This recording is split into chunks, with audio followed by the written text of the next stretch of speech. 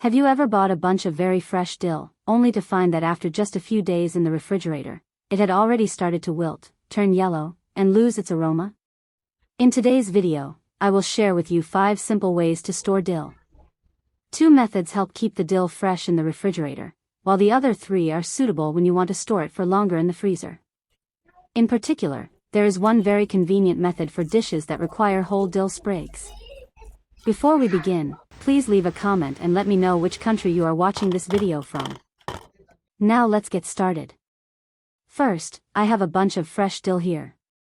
If there are a few damaged sprigs in the bunch, I will remove them right away, because even one waterlogged part can cause the surrounding sprigs to lose quality more quickly. And no matter which storage method we use, today I will wash the dill first. I place the dill in a basin of clean water and gently wash it to remove any dirt, sand, or debris trapped between the small leaves. Do not rub or squeeze it too hard, because dill leaves are very soft and easily bruised. Then I rinse it again with clean water until the water is completely clear. Now comes a very important step that I want you to remember. We need to make sure the dill is thoroughly drained before storing it. I gently shake off some of the water, spread the dill on a clean towel or paper towels, and let the water on the leaves drain away completely. You can also place another layer of paper towel on top and gently blot it. Do not rub the dill. Be a little patient with this step, because if too much water remains on the delicate leaves, the dill can easily become soft and lose quality in the refrigerator, and when frozen, the excess water will form many ice crystals around the dill. When the dill has drained well, we begin with the first method. If I know that I will use this bunch of dill over the next few days, this is one of my favorite methods.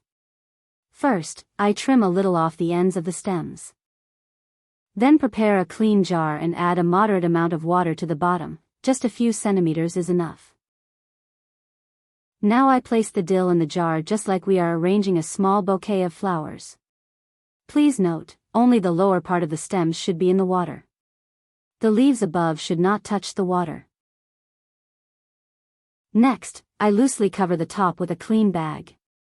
There is no need to tie it closed.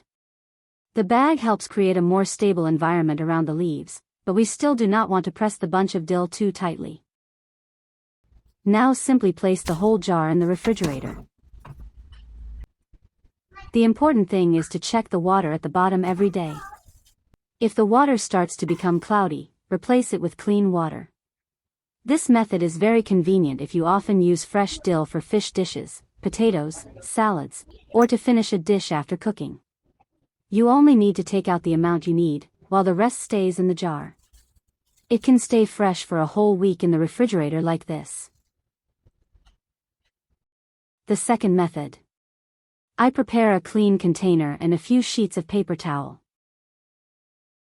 Because we washed the dill from the beginning, I always check it one more time to make sure there are no large drops of water left on the leaves. Now I make one sheet of paper towel slightly damp. Please pay attention here. I mean slightly damp, not wet. If water still drips out when you squeeze the paper towel, then it is too wet. I wrap the dill in the damp paper towel. Have you subscribed to my channel yet?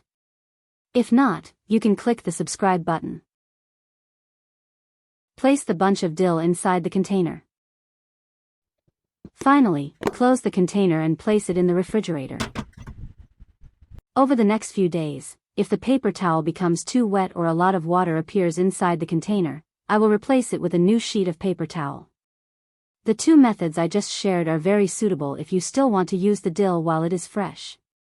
But if you buy a large bunch and know that you will not be able to use it all within the next few days, I would not try to keep all of it in the refrigerator.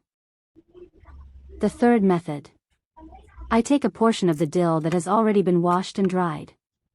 I remove any stems that are too old or tough, while the tender stems can still be kept because they also have a nice aroma.